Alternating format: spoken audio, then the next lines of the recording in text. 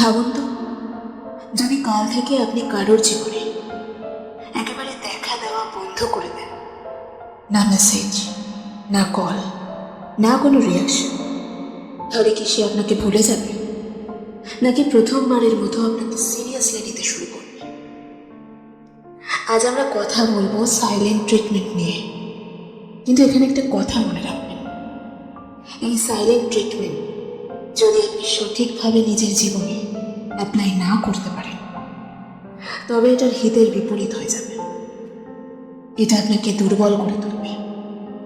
আর সঠিকভাবে যদি অ্যাপ্লাই করতে পারেন, তাহলে আপনার মনে ভয়, কৌতূহল আর সম্মান তৈরি হবে। মানুষের সবচেয়ে বড় দুর্বলতা কি জানেন? ব্যথা, ভয়, একাকিত্ব নয়। মানুষের সবচেয়ে বড় দুর্বলতা হলো অনিশ্চয়তা। আর আপনি যদি এই কথা, এই শব্দ ঠিকভাবে বুঝে ফেলেন, তাহলে বুঝবেন কেন সাইলেন্ট ট্রিটমেন্ট কাজ করে এবং কেন অনেক সময় এটা সামনে থাকা মানুষটাকে ভেতর থেকে নাড়িয়ে দেয়। দেখুন, মানুষের মস্তিষ্কের ক্ল্যারিটি দরকার। আর সেই ক্ল্যারিটি ভালো হোক বা খারাপ, তাতে কিচ্ছু আসে যায় না। কারণ ক্ল্যারিটি মানুষের মস্তিষ্ককে একটা জিনিস দেয়, কন্ট্রোল। যদি আপনি কারোর ওপর রাগ করেন, তখন সামনে থাকা মানুষটা পরিষ্কারভাবে জানে, হ্যাঁ, সে রাগ করেছে। এখন সে সিদ্ধান্ত নিতে পারে, সে মানাবে, না তর্ক করবে, নাকি ছেড়ে দেবে। যখন আপনি কাঁদেন, অভিযোগ করেন, প্রশ্ন করেন, তখন সামনে থাকা মানুষটা কন্ট্রোল পেয়ে যায়। সে জানে এখনো সে আমার সঙ্গে যুক্ত, এখনো সে আমাকে হারানোর ভয় পাচ্ছে। কিন্তু যখন আপনি চুপ করে যান, যখন কিছু না বলে পেছনে সরে আসেন, তখন সামনে থাকা মানুষের মাথা থেকে কন্ট্রোলকে ছিনিয়ে নেওয়া হয়।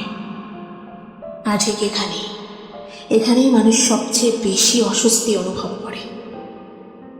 এখন মন দিয়ে বুঝুন, যখন আপনি চুপ থাকেন, তখন সামনে থাকা মানুষটা প্রশ্নের জালে আটকে যায়।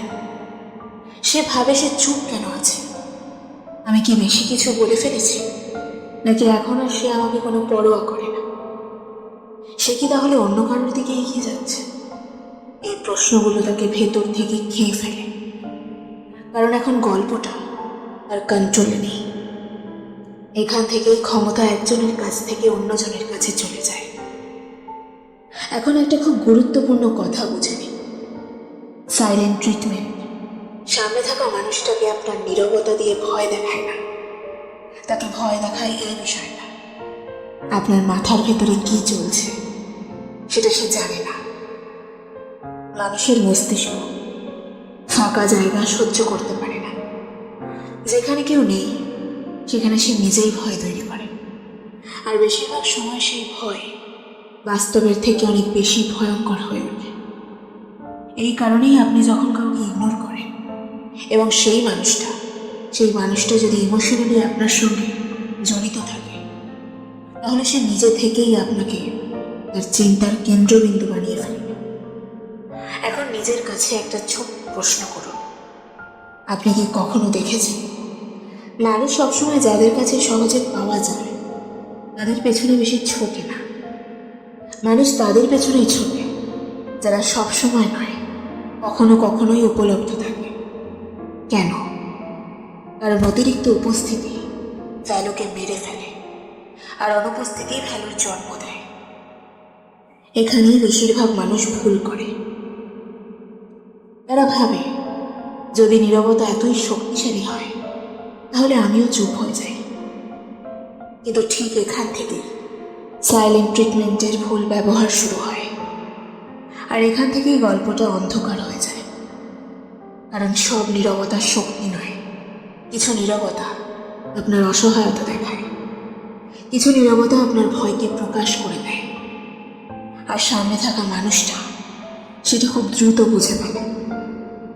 আপনি চুপ থাকেন, ভেতর থেকে ভেঙে পড়েছেন, কারণ আপনি উত্তর খুঁজছেন, কারণ আপনি চাইছেন সামনে থাকা মানুষটাও আপনাকে এসে মানা, তাহলে সে নীরবতা আপনার বিপক্ষে কাজ করবে। কিন্তু আপনি যদি চুপ থাকেন, আপনি যদি সিদ্ধান্ত নেন যে এবার আমার স্ট্যান্ডার্ডের নিচে আমি নামবো না, এবার আমি বারবার এক্সপ্লেন করব না, এবার আমি নিজেকেই অগ্রাধিকার দেব, তাহলে সেই নীরবতাই ভয় তৈরি করে। মনে রাখবেন, মানুষ আপনার নীরবতার প্রতি রিয়্যাক্ট করে না, আপনার মানসিক অসুস্থতার প্রতি রিয়্যাক্ট করে। আপনার নীরবতায় যদি হতাশা থাকে, মানুষ দূরে সরে যাবে। আর আপনার নীরবতায় যদি স্থিরতা থাকে, মানুষ কৌতূহলে পড়বে। আর কৌতূহলই সম্মানের প্রথম ধাপ। এখন এই লাইনের ওপর একটু মন দিন। যে মানুষটা কোনো কথা না বলে দূরে সরে যায়, সে সামনে থাকা মানুষটাকে নিজের কাছেই প্রশ্ন তুলতে বাধ্য করে। আর মানুষ নিজের কাছে প্রশ্ন তখনই করে যখন তার কিছু হারানোর ভয় জাগে। এটাকেই বলে ফিয়ার অফ লস। আর সাইকোলজিতে ফিয়ার অফ লসকে সবচেয়ে বড় ইমোশনাল ট্রিগার ধরা হয়। মানুষ ভালোবাসা পেলে বদলায় না, মানুষ বদলায় তখন যখন তার মনে হয় সে কাউকে হারাতে পারে। সাইলেন্ট ট্রিটমেন্ট এই ভয়টাই অ্যাক্টিভ করে। কিন্তু খেয়াল রাখবেন, এটা একটা ব্লেডের মতো, ভুল হাতে পড়লে এটা আপনাকেই কাটবে। তাই প্রশ্নটা এই নয় যে সাইলেন্ট ট্রিটমেন্ট কাজ করে কিনা, প্রশ্নটা হলো এটা: আপনি কি সঠিক কারণে সঠিক মানসিকতা নিয়ে ব্যবহার করছেন? কারণ আপনি যদি শুধু অ্যাটেনশন পাওয়ার জন্য ব্যবহার করে থাকেন, তাহলে আপনি হারবেন। আর আপনি যদি নিজের সেলফ রেসপেক্ট করার জন্য ব্যবহার করে থাকেন, তাহলে মানুষ নিজে থেকেই আপনার দিকে ঝুঁকবে, আকৃষ্ট হবে। এখন একটু থামুন আর নিজের কাছে একটা সৎ প্রশ্ন করুন: আপনি কি কখনো কাউকে সাইলেন্ট ট্রিটমেন্ট দিয়েছেন শুধু এই কারণে যে আপনি খুব কষ্ট পেয়েছিলেন, আঘাত পেয়েছিলেন, না আপনি চেয়েছিলেন সামনে থাকা মানুষটা বুঝুক যে সে ভুল করেছে? যদি উত্তর হ্যাঁ হয়, তাহলে সত্যিটা শুনুন, ওটা আসলে সাইলেন্ট ট্রিটমেন্ট ছিল না, ওটা ছিল ইমোশনাল রিয়াকশন। আর রিয়াকশন কখনো পাওয়ার দেয় না। এখানেই বেশিরভাগ মানুষ ভুল করে। তারা ভাবে আমি কথা বলছি না মানেই আমি শক্তিশালী। না, সব নীরবতা শক্তির হয় না, কিছু নীরবতা ভয় থেকে জন্মায়। আর ভয় থেকে জন্মানো নীরবতা সবসময় আপনার ভ্যালু কমিয়ে দেয়। তাই এই একটা লাইন মনে রাখুন: ইগনোরিং হলো দুর্বলতা, আর স্ট্র্যাটেজিক অ্যাবসেন্স হলো শক্তিশালী কৌশল। এখন এই দুটোর পার্থক্য খুব মন দিয়ে বুঝুন। ইগনোরিং কি? যে মানুষ ইগনোর করে সে বাইরে থেকে শান্ত দেখায়, কিন্তু ভেতরে সে কি চায়? সে চায় সামনে থাকা মানুষটা আসুক, সে চায় ফোনটা বাজুক, সে চায় মেসেজ আসুক, কি হয়েছে, তুমি ঠিক আছো তো? মানে তার পুরো ফোকাস এখন সামনে থাকা মানুষটার উপর। সে চুপ থাকে কারণ সে আশা করছে, আর যেখানে আশা থাকে সেখানে পাওয়ার থাকে না। এই কারণে ইগনোর করা মানুষটা সামান্য অ্যাটেনশন পেলেই ভেঙে পড়ে। 1 সেকেন্ডেই সব নীরবতা, সব খেলা শেষ হয়ে যায়। এবারে আসছি স্ট্র্যাটেজিক অ্যাবসেন্স কি বা কৌশলগত অনুপস্থিতি কি। এটা একেবারেই আলাদা জিনিস। এখানে মানুষ চুপ থাকে এই কারণে নয় যে তাকে মানাতে হবে। সে চুপ থাকে কারণ সে নিজেকেই বেছে নিয়েছে।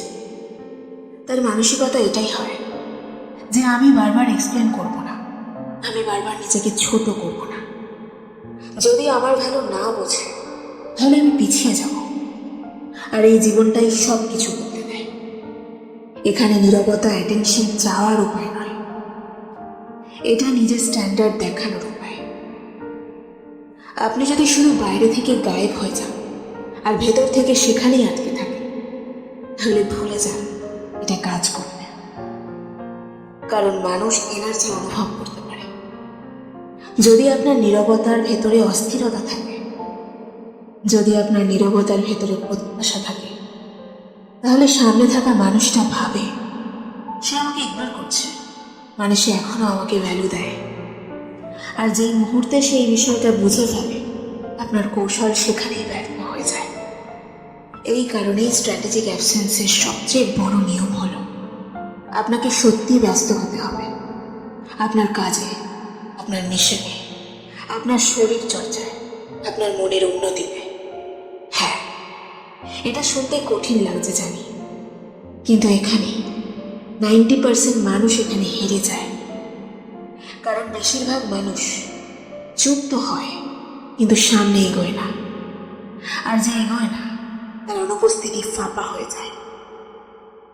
এখন সবচেয়ে ভয়ঙ্কর প্রশ্নটা, কিভাবে গায়েব হবেন যাতে মানুষ আপনাকে হারানোর ভয় পায়, আপনাকে ভুলে না যায়? এর উত্তর খুবই সহজ, কিন্তু করাটা খুব কঠিন। আপনাকে এমনভাবে গায়েব হতে হবে যাতে আপনার জায়গাটা সত্যি ফাঁকা থেকে যায়। অর্থাৎ আগে আপনি কিছু দিয়েছিলেন, আপনার উপস্থিতি কখনো ভ্যালু যোগ করেছিল, তারপর আপনি শান্তভাবে সরে যান। কোনো ড্রামা নয়, কোনো হুমকি নয়, কোনো ইমোশনাল মেসেজ নয়, শুধু দূরত্ব। আর এই দূরত্বের সময় আপনি নিজেকে আপগ্রেড করবেন, কারণ আপনি যখন আপগ্রেড করেন তখন মানুষ নিজেকে পিছিয়ে পড়তে দেখে, আর এই জিনিসটাই তাকে ভয় পাইয়ে দেয়। স্ট্র্যাটেজিক অ্যাবসেন্সকে ইগনোর খেলা বানাবেন না। এটা কোনো শাস্তি নয়, এটা ম্যানিপুলেশন নয়, এটা সেলফ রেসপেক্টের স্বাভাবিক ফল। আপনি যদি এটা কোনো সামনে থাকা মানুষকে কষ্ট দেওয়ার জন্য করেন, আপনি হেরে যাবেন।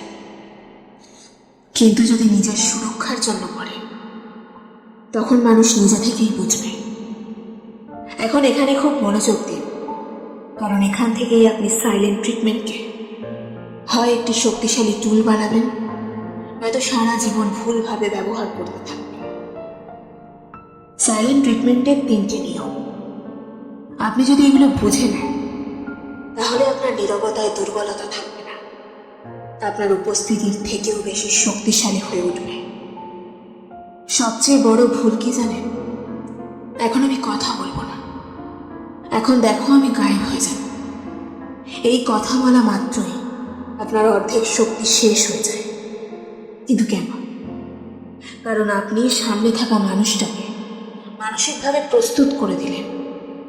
এখন সে ভাবছে, আচ্ছা এটা নাটক করছে, কয়েকদিন পর নিজে থেকেই ফিরে আসবে। মনে রাখবেন, সিংহ শিকারের আগেই ঘোষণা দেয় না। শক্তি সবসময় হঠাৎ আসে, আপনি যখন কোনো সতর্কতা ছাড়া পিছিয়ে যান। তখন মানুষের মাথায় একটা ঝাঁকুনি লাগে, আর এই ঝাঁকুনি মনে থেকে যায়। আপনি যদি আগে থেকেই বলে দেন যে আমি আর তোমার সাথে কথা বলবো না, আমি তোমার থেকে দূরে সরে যাব, তাহলে আপনার নীরবতা একটা পরিকল্পিত নাটকে পরিণত হয়। কিন্তু আপনি যদি শান্তভাবে কিছু না বলে দূরত্ব তৈরি করেন, তাহলে সামনে থাকা মানুষের মাথা নিজে থেকেই প্রশ্নে ভরে ওঠে। হঠাৎ এমন কেন হলো? আমি কি কিছু মিস করলাম? নাকি সে সত্যি আর কেয়ার করে না? আর এখান থেকেই সাইকোলজিক্যাল প্রেশার শুরু হয়। মনে রাখবেন, যে জিনিসের ঘোষণা দেওয়া হয় সেটার প্রভাব কমে যায়। এখন এই নিয়মটা সবচেয়ে বেশি ভুল বোঝা হয়। বেশিরভাগ মানুষ কি করে? বাইরে থেকে একদম শান্ত, কোনো মেসেজ নেই, কোনো কল নেই, কিন্তু ভেতর থেকে পুরো ঝড় উঠে যায়। বারবার ফোন চেক করতে থাকে, স্টোরি চেক করতে থাকে, অনলাইনে স্ট্যাটাস লক্ষ্য করতে থাকে। আর মানুষ বোকা নয়, সে এনার্জি পড়ে ফেলতে পারে।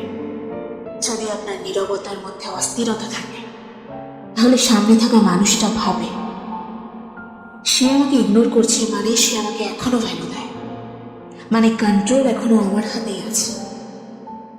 আর যে মুহূর্তে সে কন্ট্রোল পেয়ে যায়, সেখানেই আপনি হেরে যান। তাই মনে রাখবেন, সাইলেন্ট ট্রিটমেন্ট কোনো বাইরের অভিনয় নয়, এটা ভেতরের একটা অবস্থা।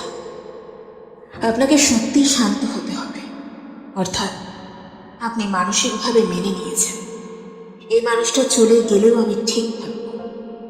এই গ্রহণযোগ্যতাই আপনাকে ভয়ঙ্কর করে তোলে।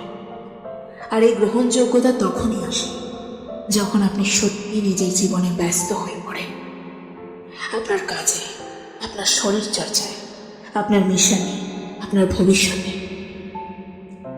এখানেই 90% মানুষ ফেল করে, কারণ মানুষ চুপ তো হয়ে যায় কিন্তু সামনে এগোতে পারে না। আর যে মানুষ সামনে এগোচ্ছে না তার নীরবতা ফাঁপা হয়ে যায়। এবার আসি সবচেয়ে বিপজ্জনক নিয়মে।